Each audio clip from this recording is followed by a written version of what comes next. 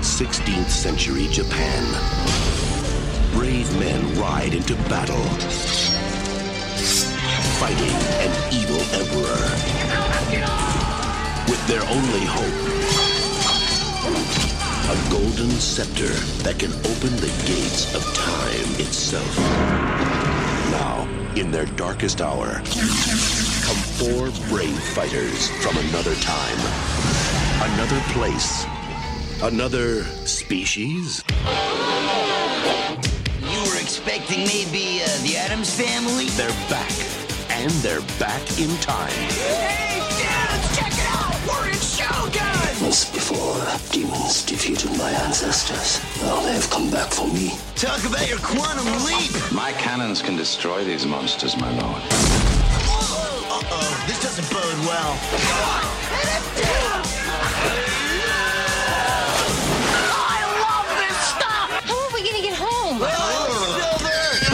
Somebody dial 911. I have a feeling we're gonna be here for a very long time. Another Silver! This is the worst rescue I've ever had. I think I swallowed a frog. I hope it wasn't an ancestor. New Line Cinema presents A Legorama. Sweet! the four greatest turtles Hey, all right. It's not just a job, it's an adventure. ever to go down in history. It's just your ordinary time travel equal mass displacement kind of thing. Kids. Teenage Mutant Ninja Turtles 3. Help, I'm a turtle and I can't get up.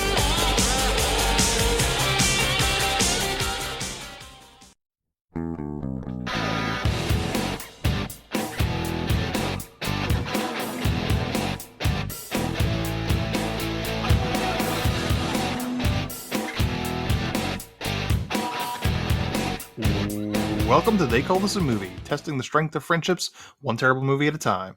Subscribe to the podcast on iTunes and other podcast services by searching They Call This a Movie. Find us on Twitter and Instagram at TicTamPod. That's TCTAM Pod. Welcome back to They Call This a Movie. This is Anthony Del Vecchio. With me, as always, is Dan Aquino and Mark Meyer. Say hello, gentlemen. Hey, friends. Hello. I want to take this time at the top of the show to clear the record that I have never spit on Anthony in any of our movie sets. Just rumor. That rumor is false. At the premieres. Just at the premieres, not on set. So all those vicious rumors are false. I only spit at him in public. Okay. Thank you for your time. All right. Dan, you got anything to throw come in back there? with that? Yeah. You want to weigh in on this? I felt it was. I don't understand what that whole thing is, and it's become a whole. I guess it's taken over everybody's life. Yeah. But question, is it a spit? Yeah. No. It's not a spit. It's not a spit. If you look at the tape, go back to the tape. Check the tape. Hey, check the tape. I'm telling you. It works with tape. That's right. Yeah, I'm sure we have it somewhere in the archives. If you see when Harry Styles comes up, Chris Pine looks down and he looks at his sunglasses. It seems like he didn't know where he put his sunglasses. Oh, you're a sunglass truther. You haven't seen the other. You haven't seen the other angle. I've seen again and again and again and again and again. This is the Zapruder film of Twitter, right? What's that? This is going to be the Zapruder film of Twitter. I hope so. Yeah, I'm waiting for the film of this film to come out. Like almost the escape art, no, the danger artist, disaster artist, the disaster artist. Yes, so it'll be something along those lines. Yeah, and Jason Sudeikis is just off making Ted Lasso season 3. Yeah, he dodged a bullet there apparently. All right, so before we get into this week's movie, we'll talk about what we watched this week. What did you guys watch this week, Dan? Anything? Yes, so I watched 2 movies and one. I was going to lead me into just like a little blurb I wanted to talk about. So I'll go with the other one. I saw Scream, the 2022 kind of, I guess it's a sequel, right? It's not a reboot or anything. Yeah, it's the fifth one. Yeah. I believe they call these Legasequels. Legasequels? Ooh, I learn something new every day. So I watched that and it was good, better than I anticipated it being. How do you feel about the series as a whole? I'm not as in love with it as a lot of people our age are because of Okay. like the nostalgia and everything. I liked the first one. First one was really good, and then after that, I don't remember enjoying any of the others. And I I think I saw am 3. I'm exactly the same. Yeah. I love the first one. I think the first one is excellent. I Yes. just recently I think I watched that last October for the first time in maybe like 10 years or so. But the other ones don't need them. Yeah. It's like Yeah. for me, it's in the same like Jurassic Park falls into that category too. Yes. Where Absolutely. I just don't. First one excellent. Don't need it. The other ones might as well not exist. It just ends there pretty much. Yeah. And that I was gonna say Alien, but that's 1 and 2, and then everything else just kind of falls off a Yeah. cliff. Don't you besmirch Aliens. No, no, no, no. That's I remember that's a banger, so I had to come correct, as they say. Yeah. Yeah, but this one was fine. I don't think again it's not needed, but it definitely is a breath of fresh air for this for the series. I'll say because it doesn't rely heavily on the returning cast as much as I thought it would. So that was good. They gave the younger players a chance to breathe. Gotcha. Yeah, this is also the movie where I found out apparently my 11-year-old niece is a horror movie fan. Oh, there you go. Because I walked into, I was unloading some stuff because this is around the time that I was moving, when it was still in theaters. And I walked into the backyard, carrying stuff into my sister's house, and she just yells from the corner of the yard, "Uncle Mark, we're going to go see Scream. You're coming." And I'm like, okay, I guess I'm going to the movies today. Good. Start 'em young. Well, Yeah. I was gonna say start them late, 11. Yeah, no, Kinda she late. watched the original Scream, which was 4. So maybe that has something to do with it. Sure. But yeah, I said to my sister, I went inside, I was like, "Oh, so you convinced her to go see Scream?" She's like, "No, it was her idea." Oh, Nice. That's even better. We for told her. we're going to the movies today. What do you want to see? She was like, "Scream." It's like, all right. I guess I know which one is not the scaredy cat. I'll tell you, I started I don't exactly remember how old I was, but I didn't get into horror movies until it was a little later in my life. I for some reason I didn't not respect, but I didn't like them as a young kid. I was watching them like remember when I was 10, watching like renting like once a week. We'd go to them and picking up Killer Clowns from Outer Space. I think that might have been my first. I think the first one is probably Jaws, but Jaws is like Jaws is like top 3 favorite movies of all time. But funnily enough, if you ask me what my favorite horror movie is, I don't say Jaws. Same here. What's But yours? technically, if you list like if I were to make my top 10 list, it'd be the highest ranking horror movie in that list. It's just because Jaws is a horror movie, but it's not a Halloween movie, and I think It's different. that's the difference. Yeah.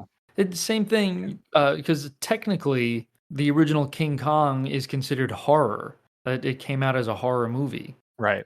But would anyone else really consider that a horror movie? No. So No. It's Yeah, like Steely Dan being heavy metal. Oh no, Jethro Tull. Jethro yeah. Tull. I'm sorry. Yeah, Aqualung. If you know what, if they picked Steely Dan to win heavy metal, they should have burned that theater to the ground. Yeah.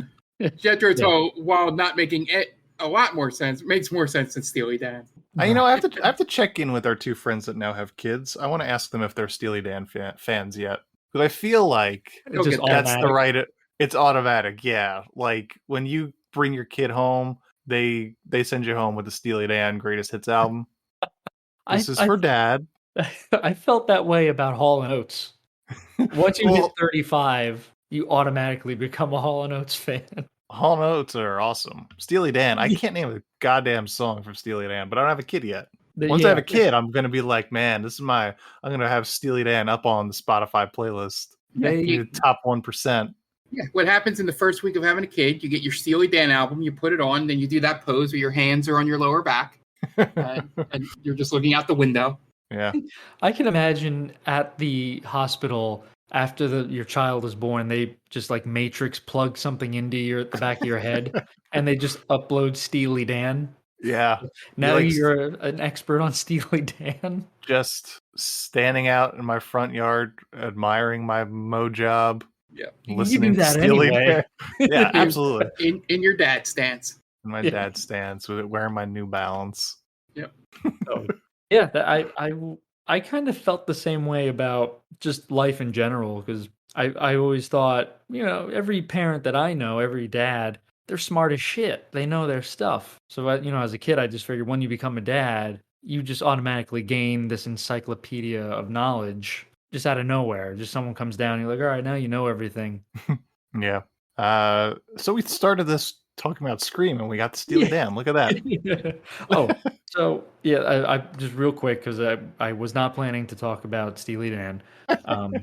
But the second movie I watched, I was on vacation, and while I was on vacation, I found something out that Oh.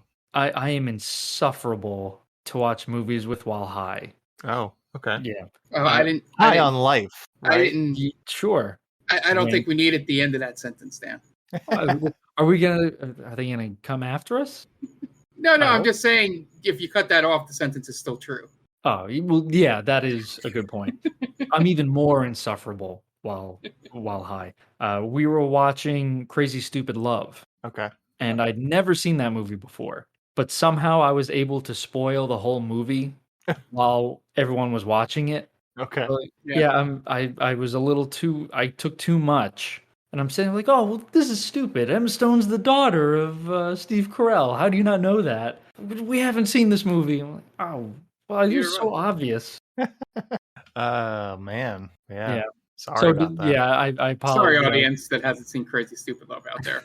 It's a 10-year-old movie. Deal with it, nerds.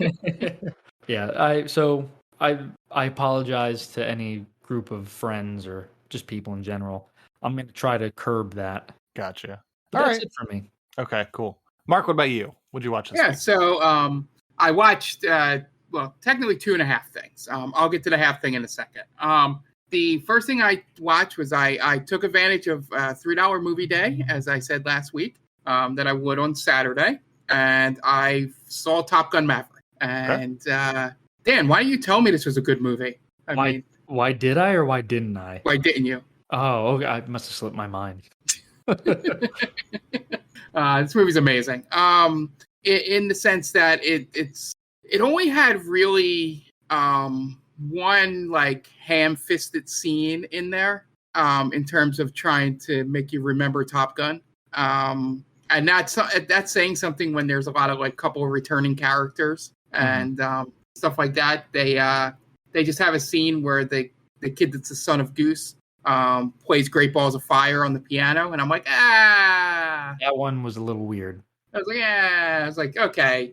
If he would have played it like a more recent song, that would have been in their age group, I would be like, okay, he just remembers Goose playing the piano and that, but playing the same exact song, doing the glasses thing, I was like, okay, this is too much. I did love some of the references, like the fact that Jennifer Connelly's character just being the person that is just like mentioned briefly in the first movie. It's the captain's daughter or something like that, right? Yeah. Okay. Yeah. So that was pretty cool. And when Tom Cruise wants to, he can like bring you into a character. Like I was like rooting for Maverick throughout this whole movie. And it was good to see Val Kilmer, which isn't a spoiler because he's literally in the credits. Which if you're going to have that little cameo, you didn't need to put it in the credits.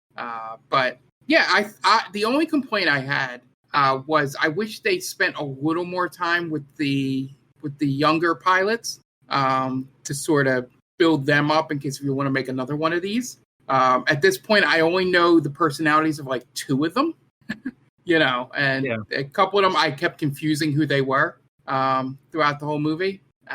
So yeah, but it's a real fun movie. It was great in theaters. I don't know if you got a good setup at home, it's probably just as good, but the sound of the jets and they got really close shots, so like some of that ear piercing stuff that you can only get in like a movie theater or a good surround setup was in there. But yeah, I definitely recommend it for anybody that obviously likes Top Gun or people that just like a good popcorn movie. I think it's a solid 7.5, maybe 8 if I see it again and break it down. But it was more than worth the $3 I paid for it. I paid more money for movies that were worse in this calendar year. Yeah, that was the first thing. Second thing I watched, I watched the first 2 episodes of that Welcome to Wrexham documentary with Ryan Reynolds and Rob McClanahan. In my head, I'm like, how do you say McCallahan? The only interesting thing, well, besides, I'm not going to bore you guys with the soccer stuff, which I find completely interesting. But the most interesting I found out, and it's a very personal thing, so it might be boring to you guys as well, was that I found out that Rob grew up literally a half mile from my house, maybe less, from where I grew up. Like he says, oh yeah, we grew up on this house at the corner of Moormensing and Dickinson. I was like, oh, what? And they walk up to us like friends. Yeah, and they walk up to his house. I was like, I've gone by those houses. I had no idea. Like, because when they first show him, they're like, oh, we're back in Philly, and they show his kid walking through this park. I'm like, I recognize that park. And then he says, I'm like, holy shit. I'm like, I didn't realize that he lives so close. And the fact that I don't know if anybody mentioned it in my neighborhood. Maybe that's the first time he's announced it. I don't know. But yeah, so that was pretty cool to find out. And also the insanity of them going through with this whole thing where they like literally never met in person before. And they were like, we're going to buy a soccer team. But yeah. So if you enjoy soccer, it's pretty interesting. It's a deeper look on the like culture around soccer and how the small town's getting engulfed by it. And it's a documentary, right? It's not like a sitcom. No, it's documentary. Okay. But he's pretty funny about that. Like he talks about like what it would take to get through the different levels of Europe, Rob, and he just makes jokes about all the things Ryan Reynolds is in. He's like, I have TV money, but if I want to get in this league, I need movie star money. And to get in this league, I would need gin money. If I get in this league, I would need mobile phone money, Gotcha. And it gets to the end and he goes, what other fucking products does this guy have? So that had a good chuckle. But yeah, it was pretty good. And the half a thing is not to bore you so much with video games, but a video game came out that was like a found footage game called Immortality. It's about the story of this actress who no one knows the whereabouts of, and it's like you find the footage of her 3 movies that were never released, and they're from like 3 different eras of movies. There's like a religious movie like in the late 60s. There's a movie about a guy that's maybe Andy Warhol in the 70s, and then like a 90s thriller. And then there's this like they try to stay as true as they can to the filming, and like the subtitles change and stuff like that. And you find bit by bit, like there's rehearsal tapes. It's a little bit boring, but at times, but it's kind of cool. Like you can click on any object in the room and it'll pull you to another clip randomly. So you're getting you're jumping around bit by bit. But it's like I said, it's interesting. There's a little bit behind it that's a little bit more gamey and story. But just the fact of hopping between these clips of these really terrible movies that this actress was making, and some of the commentary on like how filmmaking was in the 60s and early 70s in terms of the misogynistic, and there's a lot of nudity in the game. Nice. Now I'm listening. Yeah, and a couple of sex scenes. So Only can't 2? stream it on Twitch. Prudes. Yeah, don't want to get the Game Vault Pod channel banned. You'll come back in 7 days, though. Yeah, It's worth it. There's so precedent now. I think. 7 days. I did have penis on that channel before, so It's irresponsible of you to not show the nudity on the stream. So yeah, that's what I did this week. As for me, I have 2 movies. First one was the Shudder original Watcher, starring Micah Monroe from It Follows fame. Pretty good. About a girl that moves into a apartment with her boyfriend in some random ass European city. And someone across the street keeps staring at her through their window. Kind of interesting. Kind of slow. Not great, but not bad. It's like a 6.5, 7, I would say. I like how you and my wife are getting the horror movie watching in early. I think that's pretty good. Yeah, I usually start pretty early. This one I just saw because it released on. I'd seen a trailer for it. I feel like I saw it in theaters, a trailer for it, and then it kind of disappeared for me. And then it just released on Shudder. I think the end of last month, end of August. So like, oh, I'll watch this. Nice. It was interesting enough. And then the second movie I watched was the bigger movie, the Baz Luhrmann's Elvis. Oh, It was on HBO Max this week. are you on the positive or negative side of that? I am in the middle. Okay. I think Austin Butler is really good in the movie as Elvis. And I think Tom Hanks, there's just too much shit on him. To quote, I think you should leave. It could have been so at this point, it's it's been 50 years since Elvis died. Yeah. Nobody knows what the fuck Tom Parker looked like. You could have just put a bald cap on Tom Hanks and called it a day. You didn't need to put him in a fat suit. You didn't need to give him like a silly putty chin and a long ass fucking nose and give him like a really bad Dutch accent. If you wanted to give him an accent, then you could have hired Stellan Skarsgård. It's a distraction.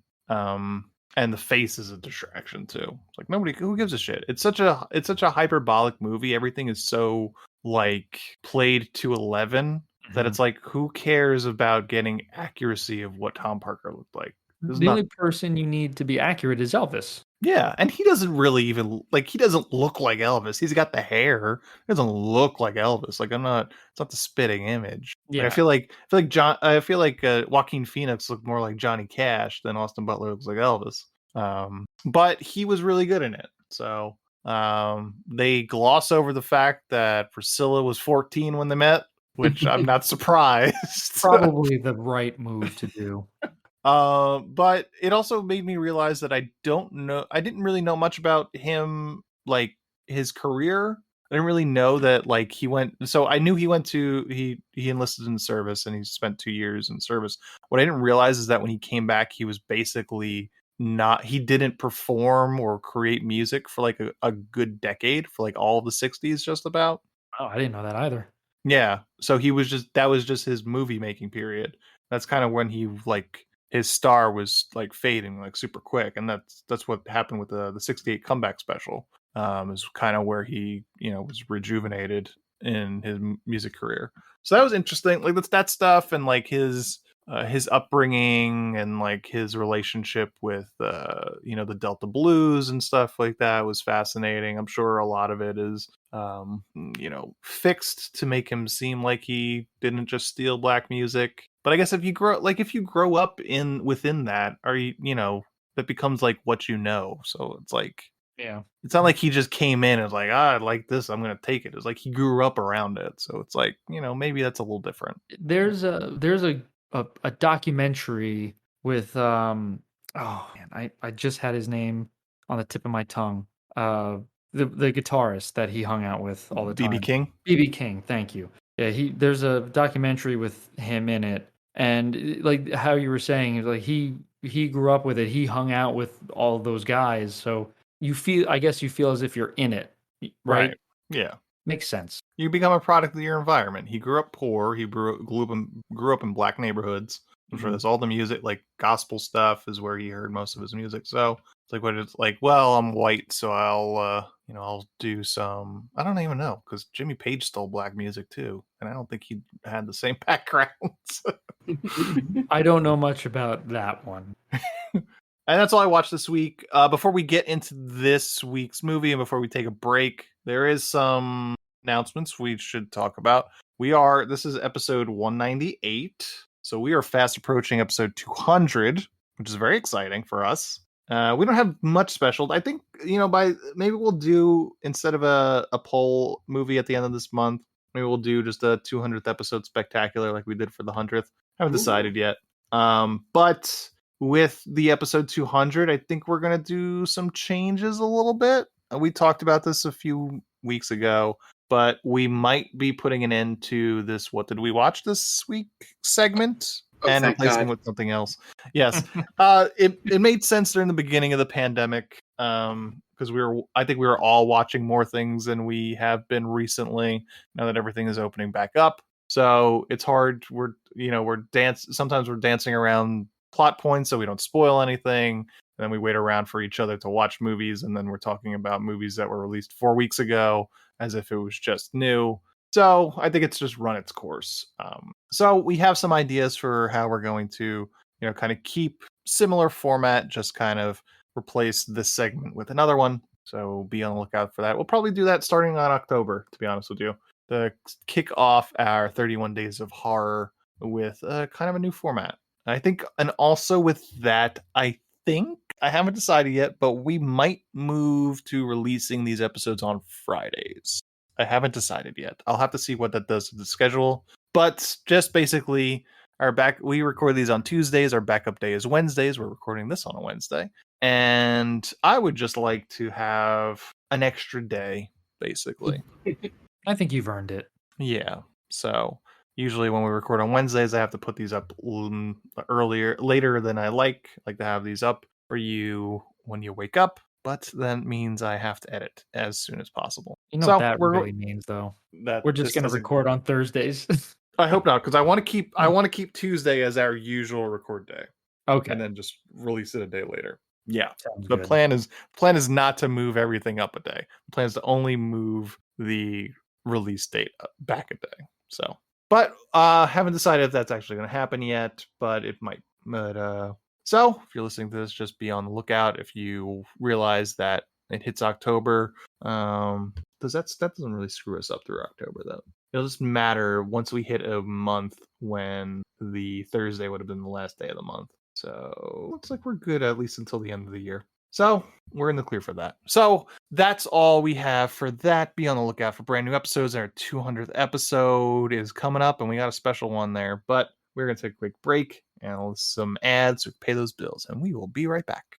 And welcome back. Now it's time to get into this week's movie, and this week was Dan's pick. Dan, why don't you tell us what you did to us this week? Would be my pleasure, sir. So we at TC Tam are, one for tradition, right? We do Stalked by My Doctor, we do Gerard Butler, and we do some other neat things here. And one of the traditions that I noticed that we do is at least once a year we talk about a Teenage Mutant Ninja Turtle movie. And we had gone through Very Turtle Christmas, Teenage Mutant Ninja Turtles 2: Secret of the Ooze, the Coming Out of Their Shell tour, and I figured we could wrap up this this series with Teenage Mutant Ninja Turtles 3 from 1993. I love that we watched everyone but the good one. Well, you're right. Yeah, that one still holds. I was thinking about that while watching this. I was like, I can't believe the movie from 1990 is the one that pretty much is the definitive Teenage Mutant Ninja Turtles movie. Yeah. And there's nothing left, right? We've got it all. No. I mean, we have besides the Michael TV Bay, shows. The Michael Bay movies. Oh, yes. Oh, shit. Yeah. I guess it was even the TMNT cartoon. Yeah, the that one from what was that, 2012 maybe 2011? Yeah, that one's not great either. But I don't count that. This is like it for me, I would say. Gotcha. I won't make you guys go through the Michael Bay movies. And was this also your way of sort of sneaking in a Sword and Sandals movie? Ooh, there are sandals and there are swords, but it's not the traditional sword and sandals. Right. Samurai movies are a little different than Sword and Sandals. They're usually more compelling. It's that one letterbox thing you put up, Ant, on social media said Kurosaki ran so the turtles could fly. Yeah. Kurosawa, yeah. Kurosawa. Yeah, so where are you coming from with it, Dan? Okay. What's your history with Teenage Mutant Ninja Turtles thrice? I'll break it down for you. As at least 2/3 of us, Mark, I don't know if you're a big Teenage Mutant Ninja Turtle fan. Oh yeah. Okay, so all three of us were TMNT fans then, I'm assuming. I love the cartoon. I just said the 1990 live action, the first one it still holds up. It's still a good movie. I was 6 when this came out, and this was the first movie I clearly remember being disappointed in. Like, I loved everything. You're a kid, you love everything. This was the first movie I remember like, oh, that wasn't very good. I didn't know movies could be like that. uh, so, and I think I had seen Super Mario Bros. Before that. I'm not 100% sure. But yeah, this one was a huge disappointment. It didn't make me stop loving the Turtles at the time. I'm like, man, what a bummer. Just being a kid. And now I know what it's like to be let down in life. I'd never been let down. Very privileged life when Teenage Mutant Ninja Turtles 3 shows you the horrors of the world. It would have been wild if you saw this movie and then Super Mario Brothers right after it, and you were just like, what is going on in the world? It's like, I'm not seeing any more movies, Dad. Yeah, I grow up hating movies. I never meet you guys. This never happens. Yeah, I'd seen this surprisingly. I think I've only seen it 3 times, including earlier when I watched it for this. Okay. I think this is by far the worst Teenage Mutant Ninja Turtle media put out there, and that's including the Christmas and the coming out of their shell tour, because those are just money grabs. Like the concert, that's just a money grab. The Christmas one, it's not even long enough to be considered on the same level as this, because this is a major motion picture. Yep. So yeah, this is it's dog shit. This movie. I think that's the best way to describe it. All right, Mark, what about you? Where are you coming from? I keep wanting to say Terminator. Teenage Mutant Ninja Turtles 3. So I, like you guys, saw probably all of the movies. I would question if I've seen the first one in theaters, but I definitely saw 2 and 3 in theaters. And yeah, this one, I only vaguely remembered parts of it. Meaning I remembered the scepter. I remembered them in like the Japanese guard that comes over. Casey Jones getting them into hockey at some stupid plot point. And I remembered it was Feudal Japan. I didn't remember the plot or the fact that the actor that plays Casey Jones plays 2 roles in this. So I was surprised by a lot of stuff. And I was also surprised how you could pretty much make this movie without the turtle. Like, just put any like characters in their place. It's a time travel samurai movie, essentially, is what it is. You don't need the turtles to make this a movie. Unlike the other 2 movies where they had turtle villains. It was set in that universe.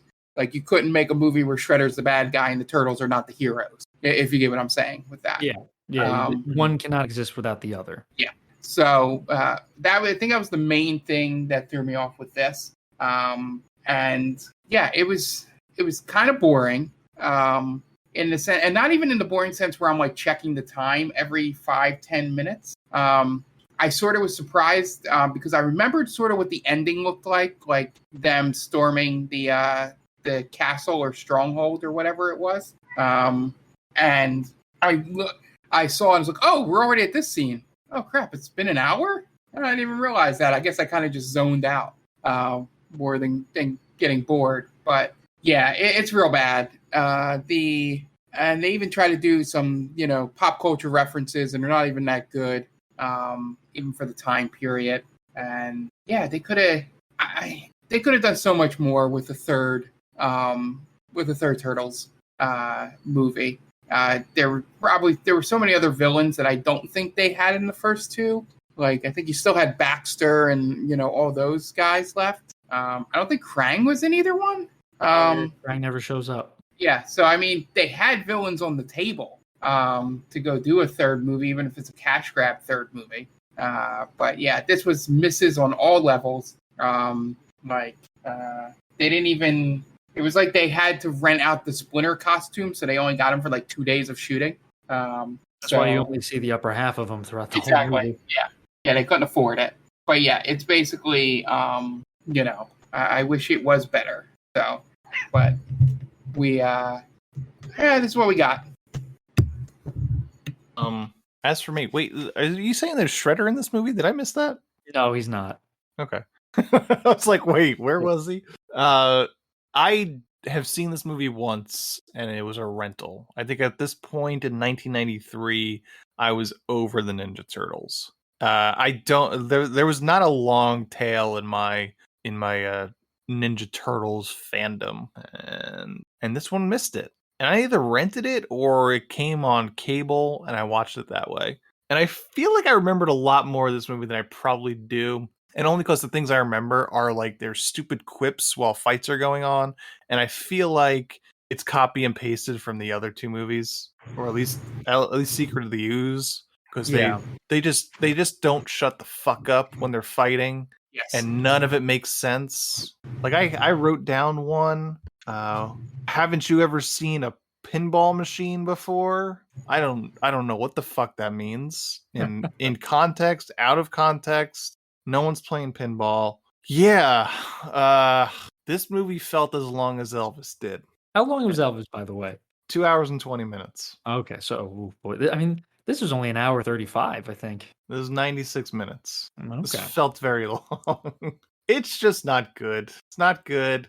I'm glad that they didn't try and kill the people in the suits this go around by making them a little bit lighter. I heard about that. They Those guys also are like dropping dead in the suit. Yeah, they slimmed down for this one. I think it is a travesty that they brought Elias Koteas back. Thank you. For what they let him do. It's totally underutilized. Like they're about to go back in the past that he shows up. Casey Jones is going to go to Feudal Japan. This is going to be amazing. Yeah. Like, no, we need you to babysit this kid. He's it's embarrassing. Yeah. I hope he got so much money for this movie. Because they had to have him go play the other part. And that doesn't pay off. It was totally misused. I don't understand why they needed that character. And that character doesn't even have an ending. No, he just disappears. The last thing he does is set off the catapult. Mm-hmm. And then there's nothing to the end of his story. We don't get anything unless there is an after credit sequence. There is not. That didn't make it to HBO Max at the very least. Okay. Yeah. That was the most disappointing thing of this, is that you're like, oh, Casey Jones, he's gonna do anything, but he literally does nothing. Yeah, the closest is he prepares to play goalie for them, and then they just start this fighting. Yep, he doesn't even play hockey. That's right. Yeah. They set it up like, oh, we're gonna play some hockey, and then he takes them to get drunk, and we don't even get to see that. That would have been fun. Yeah, that would have been great. Or he teaches the feudal Japanese people just anything about sports of the future. Yeah. In feudal Japan. Can you imagine? And then in like the climactic fight, maybe he has the townspeople doing like hockey fighting or whatever. Just you bring that back in some way. Like they start like pulling the shirts over the other guys' heads. Just pulling their armor over or whatever, and just like giving them just haymakers. Yeah. But instead of getting that, we got Michelangelo running into a burning building that he should have definitely died in. Probably. And then watching Leonardo give CPR to a child. Most uncomfortable part of this movie. Yeah, second worst CPR movie I've ever seen in my life in movies or video games. Next to Sonic the Hedgehog giving it to a real life human girl. There you go. I've written down in my notes, the Wet Willy gag is the worst running gag in all of movie history. Yeah. Is that in any of the other movies? Nope. Okay. Not that I remember. I do sort of remember this, so I thought maybe it came from Secret of the Ooze or something. No, even that's not childish enough to do that. Yeah. There's such a crazy regression in these three movies, where the first one, it's got bite to it. It's dark, a little darker. The turtles actually use their weapons, and it's a more compelling story. You care about the characters; they're actually three-dimensional characters. And then in the second one, it's just, all right, we got to dumb this down. We gotta make this as marketable as possible now to kids and all that. So you don't get that same edge. And this one is just like, this is a clown car, this movie. Yeah. Yeah, it seems like it's written by people who think they know what kids like. 100%. Yeah. I feel like this would be something George Lucas would have done. if he were in charge of the Teenage Mutant Ninja Turtles. No, there's not enough Senate hearings. Yep. And needing to know about the trade between the Empire That's and right. the rest. I mean, there is some talk about trade, but it's not nearly the same breadth, I will say, as It's Phantom. it's not quite as incomprehensible as the politics in the prequels. Yeah. At least it does us that favor. Yeah, it's just give us guns, give me money. And spices. And spice, right? Yeah, this is going back to what Mark was saying about the pop culture references. The one that I picked up was Addams Family. Oh yeah. Were you expecting the Addams Family? Yeah, that only works in your time period. Yeah. No one in feudal Japan has ever heard of the Addams Family. Yeah, that is a frustrating part of it because, like, yeah, these pop culture references work in Secret of the Ooze because you're not in feudal Japan. Yeah, they should be smarter than just I'm gonna make this pop culture reference now. Right. They might as well just be winking at the camera when they do that. Yeah, this is for the people in the audience because Addams Family came out that year, I'm sure. Probably. Yeah, because even in my mind, I kept thinking, well, even that doesn't make sense if you're marketing it towards kids. How many kids know Addams Family? But you might be right. I think that one might have come out. Addams Family Values. So the second one was in theaters in '93. So it's a good chance that kids did know that. Yeah, excellent film, by the way. And this movie would have been written between the first and second Addams Family. So there you go. Yeah, you should have watched Addams Family Values. It's a good movie. I like it. There is one good thing about this movie. Podcast worthy? Yeah. What was that? It's not podcast worthy though. No, this is legitimately excellent. Addams Family 1 and Addams Family Values, legitimately excellent movies. They are really good. They don't deserve to be that good, but they are. No. They're awesome. No. Highly recommend you watch both. The one good thing I like about this movie is I will go to my grave that Tarzan Boy by Baltimora is fucking awesome. I legitimately love that song. Well, and do I have a wrestler for you? This song is so good. It's played for like 30 seconds at the very end of the movie, and then it shows up in the credits. That's how good that song is. You know what? I thought this movie is where they introduced Venus de Milo. That was the TV show. Yeah. Was that the New Mutation, I think? Yeah, something like that. I thought this was the movie where that existed because I completely forgot that show existed. Mm-hmm. Yeah, that was short-lived. I think it might have only gone a season. Yeah.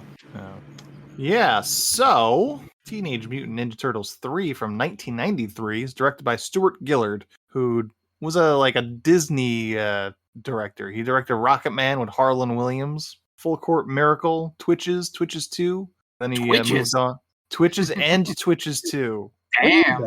Is that something we've never covered those? Right? That's Tia and Tamara, if I'm not mistaken.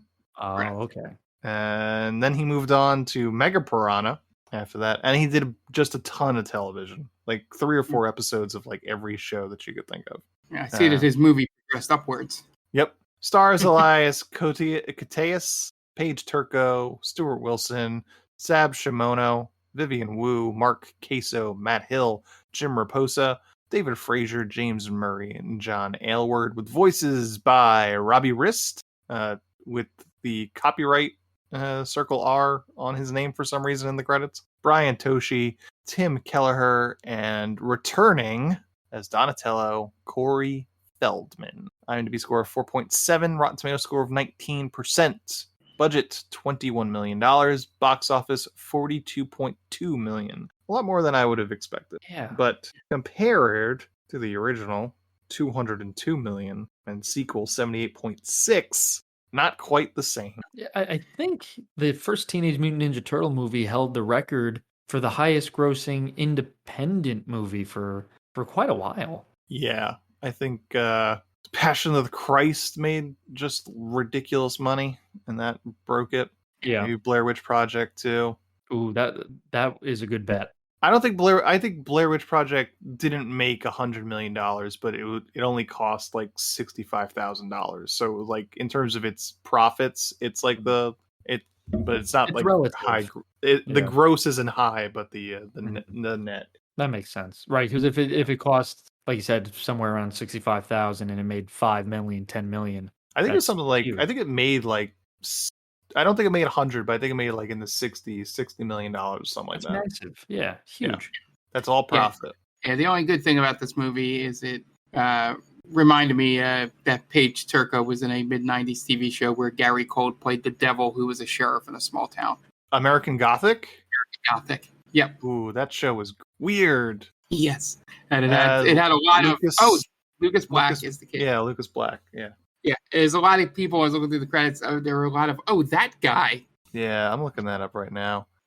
Yeah, my dad loved that show, American Gothic. Every time, the last 2 times when we watched Secret of the Use, I may have mentioned this as well on the podcast. Probably. Right, because she's the same April from Secret of the Use.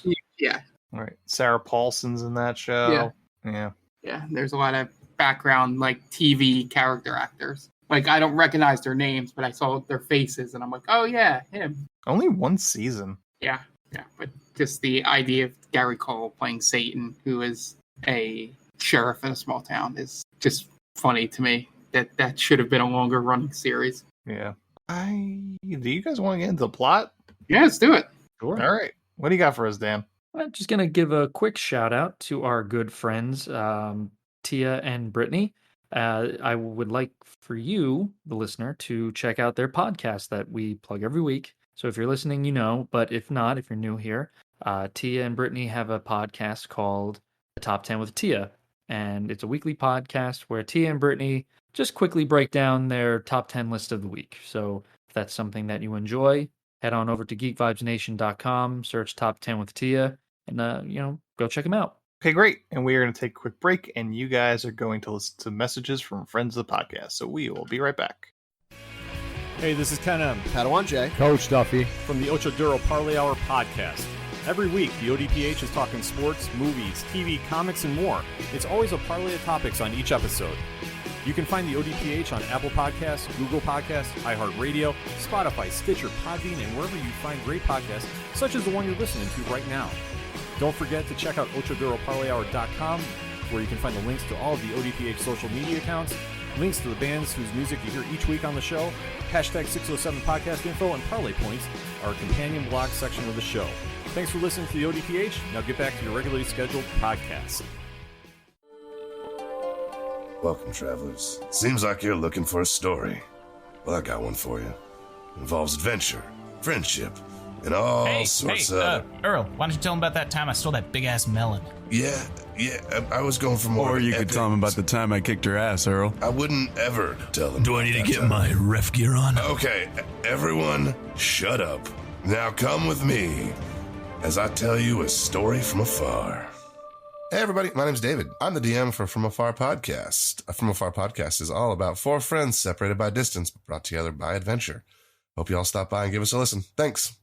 And welcome back. Now it's time to get into the plot for Teenage Mutant Ninja Turtles 3. We open on 1603 Japan as a series of samurai on horseback ride on a beach, backlit by the sun. One of the riders is in the lead, being chased by 4 similarly dressed guards. They stop him in a clearing, identify him as Kenshin, and sword fight on horseback as a woman looks on. Eventually, Kenshin loses his sword, and the guards take him to the castle. Then cut to modern times, and the Turtles in New York City and their underground apartment. And they dance and practice their weapon fighting to some library rock music as the credits roll.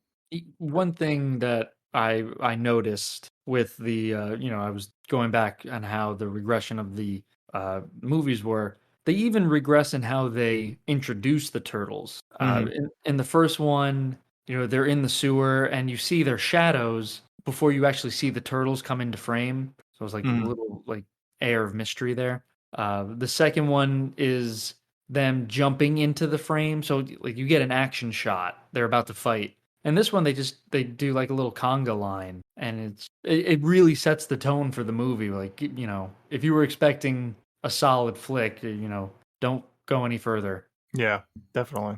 But Raphael gets upset and throws one of his sais to break the boombox because Raphael is always pissy. He's cool but rude. He is. I don't even think he's that cool. He's kind of a dick. He's cool in, how bad means good in the 90s? Oh, maybe. Raphael is getting restless, constantly being underground and not in public. And then April shows up with a whole bunch of bags for the guys, and she's going on vacation, supposedly. She never gets on that vacation. And she bought a whole bunch of junk for the guys at the flea market. But one item she has for Splinter looks to be an ancient lantern. And back in the past in Japan, Kenshin is brought to the castle and brought in front of his father, who happens to be some sort of authority figure. His father tells him that Kenshin shall not leave the castle because he is a disgrace. Kenshin tells his father that he's actually the disgrace for waging an unjust war. No, you are. But what am I? Exactly. You don't understand, Dad. Father then takes his sword and probably plans to kill Kenshin, but a white man by the name of Walker fires a gun in order to announce his presence.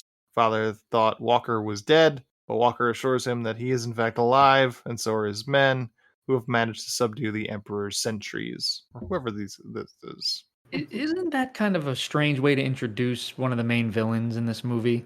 Like, I thought you were dead. No, I'm not. Well, we never thought he was dead as the audience. Yeah. So what does that matter if he's alive or dead? Right. Father orders Kenshin inside, and Walker tells the father that he has a fleet of ships in the harbor that could win the father his war.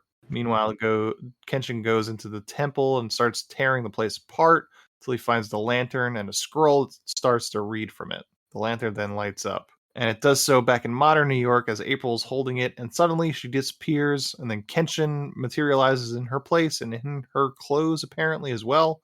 I guess also her underwear? This is what confused me about, well, not just this, because so he morphs into her clothes, but in male size, right? It's male clothing, not female clothing, from what it looks like. And when well, it I happens, guess. Sorry, go ahead. no, when they morph again, right? When the turtles switch places with the guard or whatever, the guards shouldn't the guards be naked?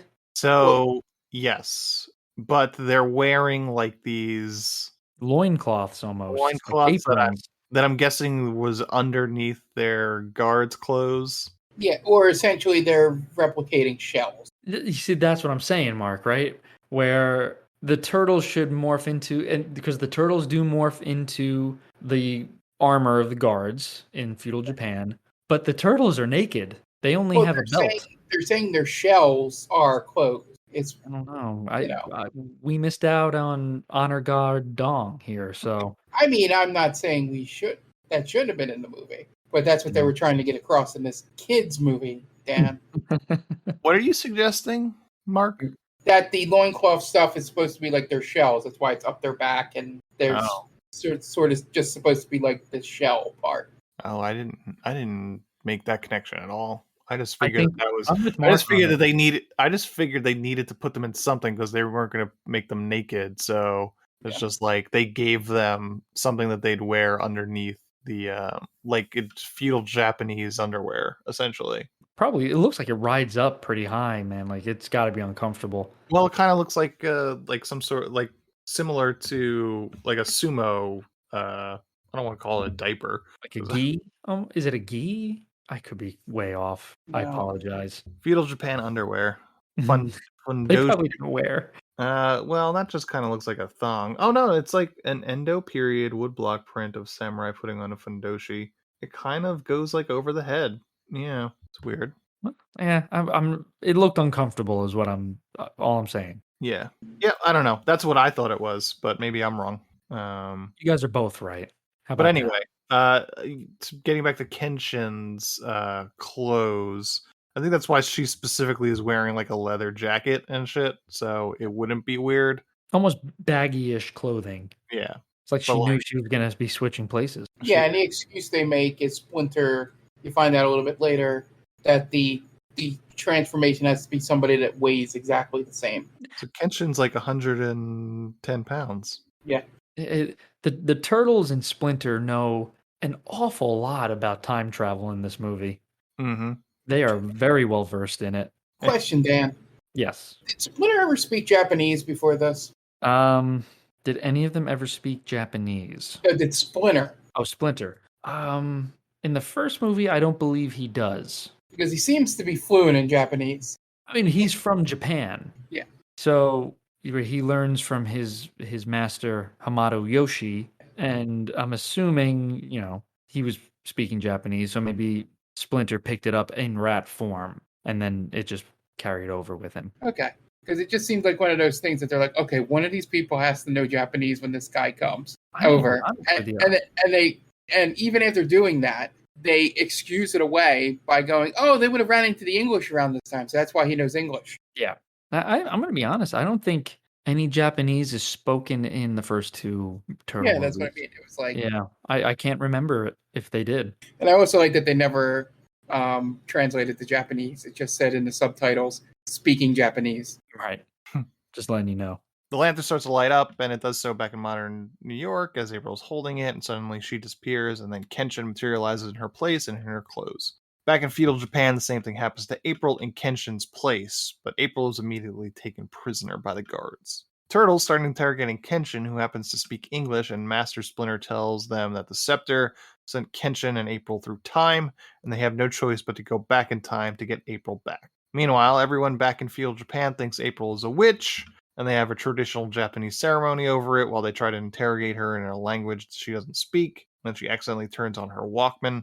The guards hack it to pieces with their swords. Walker then tries to act as a mediator, telling her that Kenshin's dad thinks she's a witch that spirited away his son. And she says she is a witch and she'll use her powers on him. Cool. He says he could.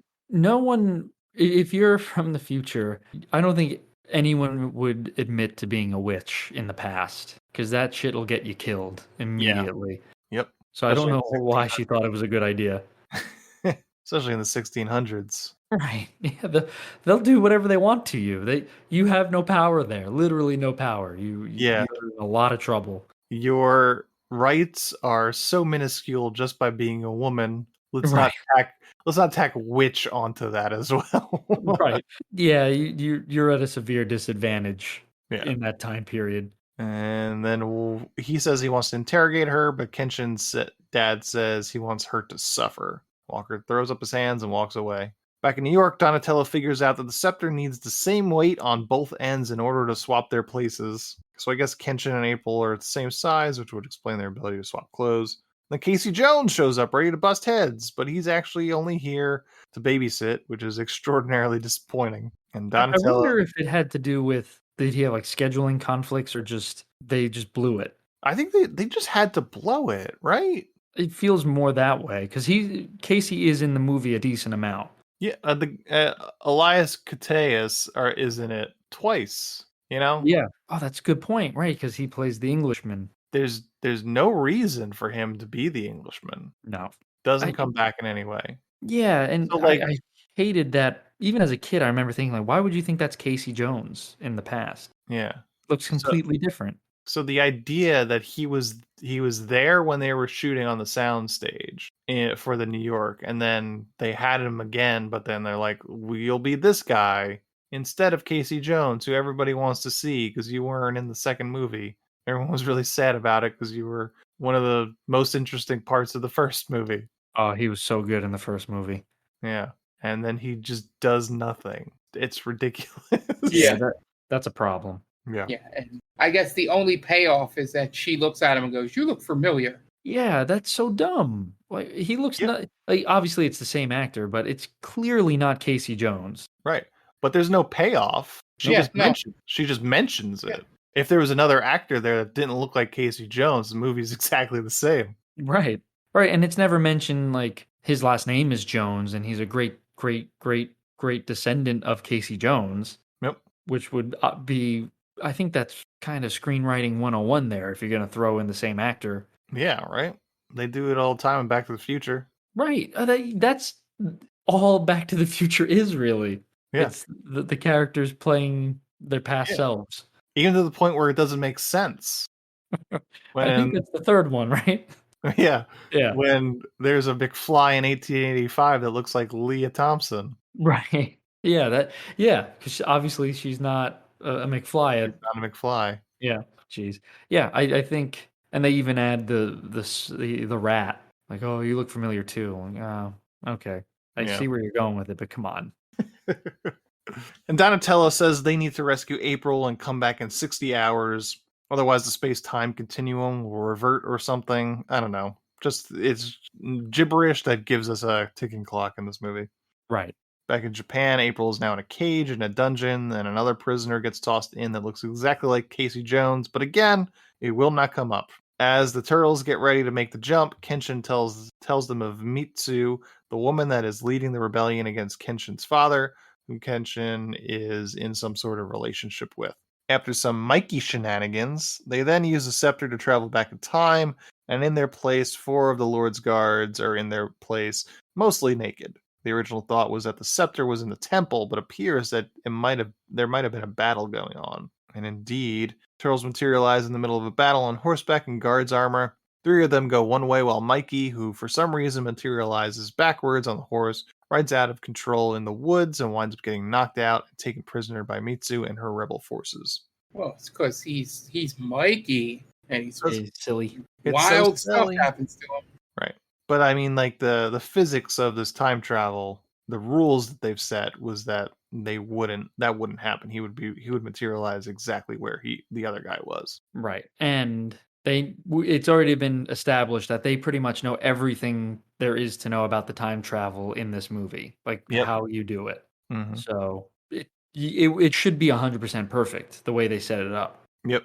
Meanwhile, Casey Jones and Splinter try to keep the situation calm between Kenshin and the naked honor guard, and the turtles return to the castle trying to blend in as guards. And Walker is unsuccessful in his attempts to try and broker a deal with Kenshin's dad to sell him guns. Dad is concerned over the loss of the golden scepter. So Walker sends his men to get April. They run into the turtles on the way, so the turtles then follow them, then chase off the goons and get April out of the cage by also giving one of the goons a wet willy. As they go to leave, the guards come down and sword/martial arts fight ensues as the turtles make some pretty quick work of the guards. Meanwhile, April helps free the prisoner that looks like Casey Jones. This movie continues the tradition of nonsense being said during a fight scene, including, haven't these guys ever seen a pinball machine before? Which makes no sense, and of course they haven't. I think one of them mentions that the Three Stooges. Yep. Yep, another, again, what kids love, the Three Stooges. Yeah. It's just like, just shut the fuck up. Right. That's all I want. Just for them to just shut up. Unfortunately, that doesn't happen. Nope. You're in for a long one. Yeah. So not Casey Jones pulls a grate over a sewer and jumps down as the turtles hold more oncoming guards back with the door. April follows and the turtles follow after, landing in a sewer dump-off with hilarious consequences. Michelangelo wakes up at some sort of camp being spied on by children, and the guys in April get cleaned up near a waterfall. April cuts her clothes short to make a skirt, and the guys make reference to the idea of her exposed legs are giving them erections. Is that? Do they say anything about that, or do they just? I know they go. They go swing. They go swing, which is Wayne's World code for "I have an erection." Good point. Yeah, I forgot about the swing. Yeah, Raphael starts to feel like he's at home in feudal Japan, but then that introspection is cut short by April getting shot at by an arrow. The whole group of rebels come out of the woods and start fighting the turtles. April and not Casey Jones shows up to join the fight. In the middle of the fight, the guys take their helmets off to show that they aren't honor guards, and Mitsu tells her men to stand down as the turtles are just like quote unquote the other one. So Mitsu and her men take the turtles back to the village, which is being set ablaze by Walker and his men looking for the scepter. The guys rush off to save Mikey and the rest of the villagers. Michelangelo, meanwhile, has a few run-ins with Walker and his men. After Walker tries to shoot Michelangelo, but misses thanks to a wet willy. Once again, Walker tries to run off, but the villagers surround him, so he's forced to run his horse through a bamboo fence and escapes. Just then, a young boy named Yoshi screams out from one of the houses that gets set on fire. So Michelangelo rushes into the burning building and brings the kid out. And if you've ever wanted to see a giant turtle give a kid CPR, do I have the movie for you? Because it's the weirdest fucking moment in this movie. But Leonardo does in fact save the kid Yoshi. Mitsu now realizes that the turtles are their allies. Back at the castle, the news of demons being on the side of the villagers has Kenshin's dad worried. So he agrees to buy the weaponry from Walker, who has now upped his price to gold instead of silver and silk, now that there are demons involved. So the father then says, maybe not. At the village, the turtles start fitting in with the villagers. and work to try and figure out a plan to get home. They can't find the scepter, so the guys try and draw up a plan to build a new one. April storms off, annoyed with how impractical that plan is. But So they pull it off essentially, right? They build it. We don't know if it worked, but they built it. Yeah, and again, they're so good at this time travel thing. They can build an exact replica of the spear or the scepter. Mm-hmm. That's impressive. Yep, it's very good for 1993 technology. I mean, that's pretty good. So now Casey Jones approaches April, asking her to take him into the future with her, but she tells him he wouldn't fit in the modern times, and then she walks away. Meanwhile, back in modern times, the real Casey Jones is dealing with an increasingly impatient Kenshin who wants the scepter to go home now. So Casey turns on the TV to distract him and the guards with hockey. That's really Casey's contribution to this movie. Well, don't you get it? He wears a hockey mask. Yeah. Yep, I do. At the village, Raphael teaches Yoshi about the importance of being a kid by telling him he should be flying kites instead of learning to fight. Then, as Walker and his men are on the beach shooting some guns, Kenshin's dad sends one of his men to tell him that they agree to the price for the guns. Michelangelo talks with Mitsu about Kenshin, and I think Michelangelo is kind of jealous of Kenshin because I think he wants to fuck Mitsu, right? Yeah. That's the only reason why he wants to stay at the end. He wants to bang her, for sure. Yeah, and they just, they do make a slightly good point. Yeah, it was like, here, we don't have to live in a sewer.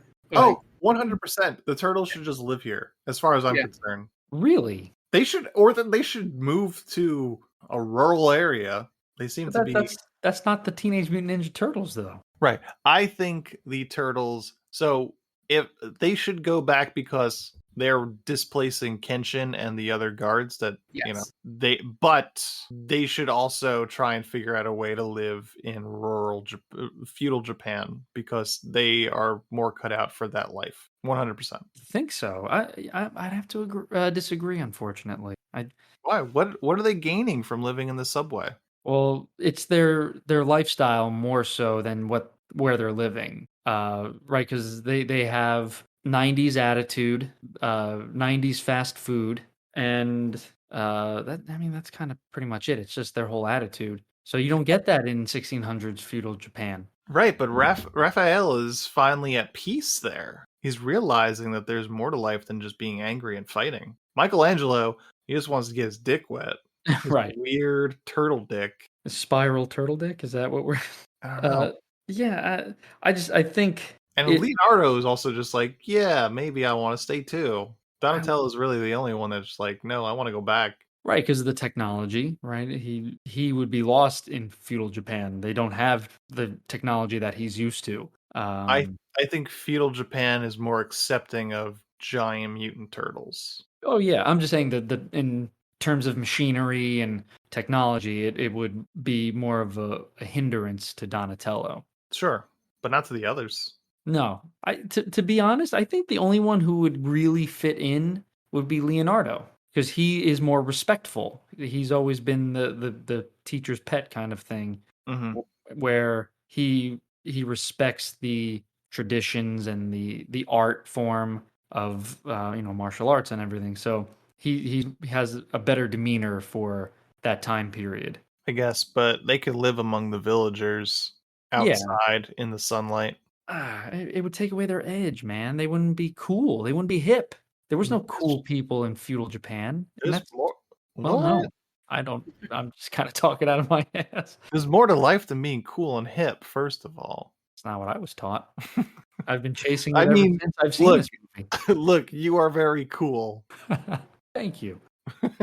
But so does that mean I'd fit in feudal Japan? Well, you just said there's no one cool, so no. You're backing. That's not the point you're trying to make. There you go. All right, makes sense.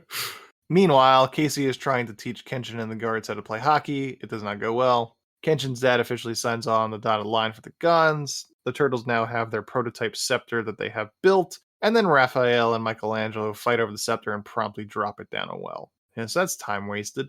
Mitsu comes in and tells them that Kenshin's dad is planning to attack the village in the morning, and Raphael has a heart-to-heart with Yoshi and gives him a yo-yo. And Yoshi, in return, gives Raphael the scepter, which was being kept under the floorboards. The turtles are surprised, to say the least, and then they accuse Mitsu of hiding it to keep them from there to fight. So she storms off. Then Yoshi's grandfather tells them that he told his grandson to hide the scepter. And then Mitsu gets captured and held hostage by not Casey Jones, who then orders the turtles to turn over the scepter and meet with Kenshin back at the castle. So, Real like, quick, I'm sorry yeah. to interrupt. In a better version of this movie, you take away the ticking clock. You have it where the scepter is quote unquote lost. They don't know where it is.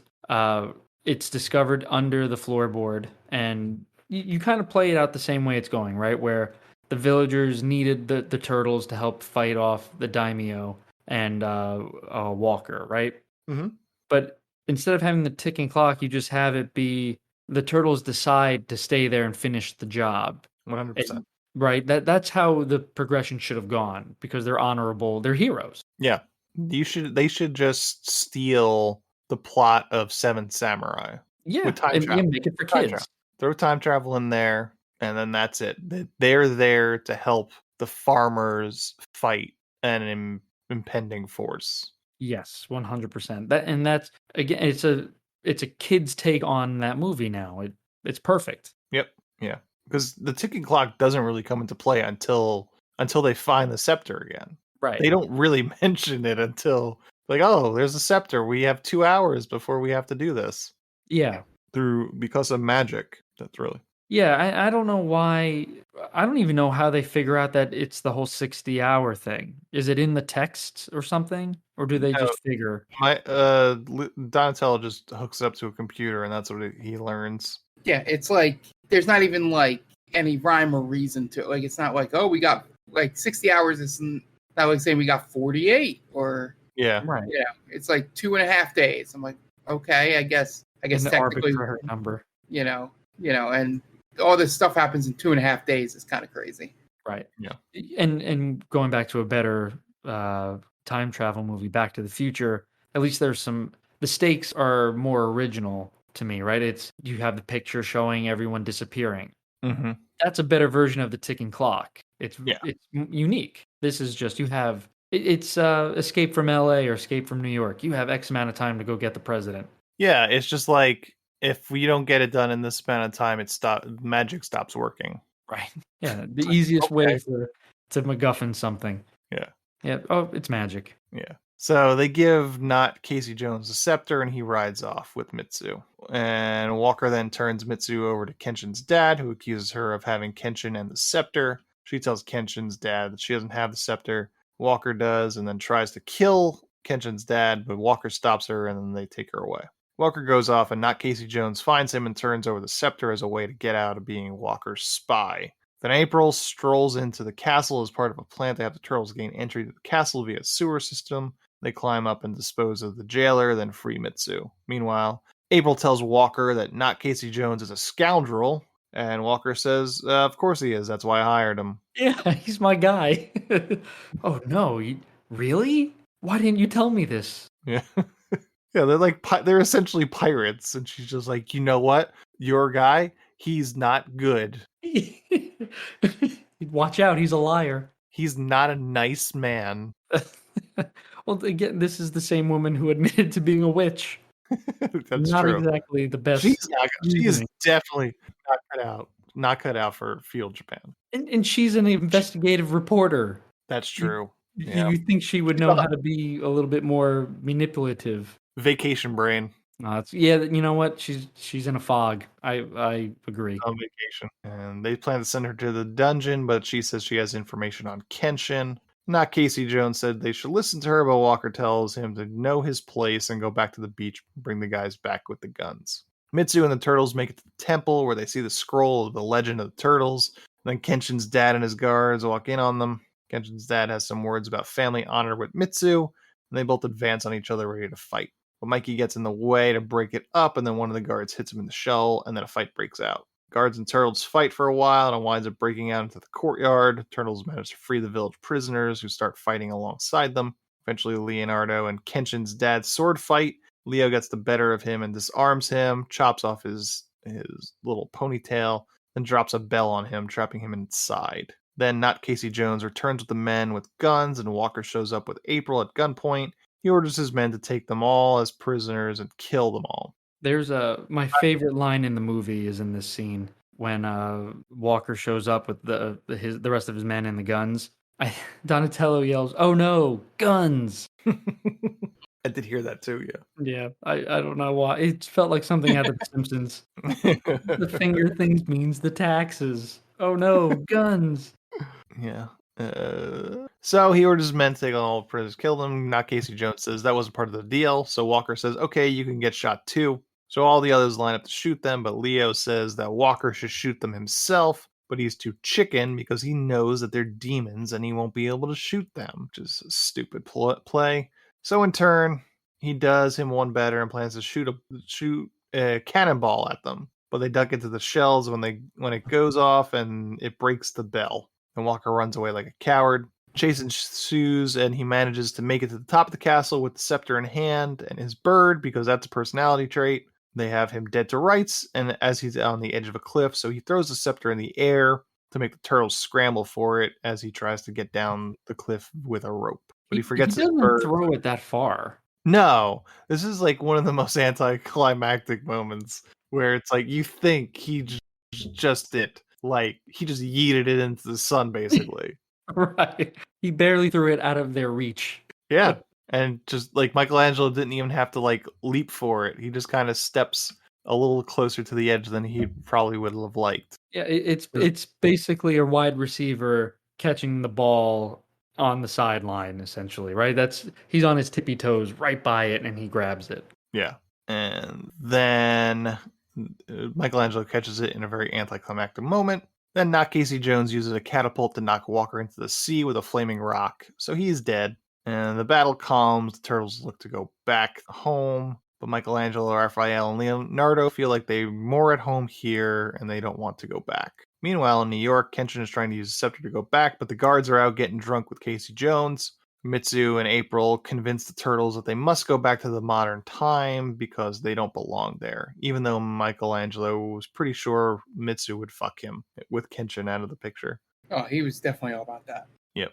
They all say their goodbyes, though, and they all get teleported back to New York, except for Michelangelo initially, but he does eventually in a moment that takes 15 seconds to resolve, and thus completely pointless. And then they dance to end this movie. And that's it. That is the end of Teenage Mutant Ninja Turtles 3. You know what I realized? They make a couple Elvis references in this movie, Ant. Do they? Yeah, they. The Blue Hawaii. The Blue Hawaii, yeah. So it's come full circle. There you go. Yeah. Oh man. Again, I think the best way to describe this movie is just disappointment. Yep. Yeah. So many reasons. It equal parts disappoints two genres. It's a bad Turtles movie and it's a bad samurai movie. Yeah. Yeah, it kills it. Yep. Now, I had an idea. I wrote down this idea for like if we wanted to make the movie better, where obviously we were talking about how Shredder and the Turtles, it's like one can't exist without the other, right? I think this movie could have been more interesting if, April goes back to feudal Japan and they encounter a descendant of Shredder, right? Mm-hmm. So the Turtles are in feudal Japan. They find out this is a descendant of Shredder. If we kill this descendant, we stop Shredder from ever ascending to, the crime lord that he is and, save however many people from being a target of the Foot Clan, right? But in doing so, the Turtles would cease to exist, right? Because baby Hitler conundrum. Yeah, in a way, right? Because if Shredder's never born, his Splinter's master is never killed, and there's that blood feud never becomes reality. So that Splinter never finds the Turtles, so on and so forth. Is it a Back to the Future situation? Well, it's more. I'm trying to think. I don't know if it's Back to the Future because where Marty is trying to get his parents together, this one would be like we're sacrificing ourselves for possibly the greater good. Okay, I was more saying in the sense that they would be destroying themselves if by killing him, just like if Marty couldn't get his parents together, he'd be destroyed. That was the only comparison I was making. I understand. I get what you're saying. Yeah. I wasn't saying their motivations were the same. Yeah.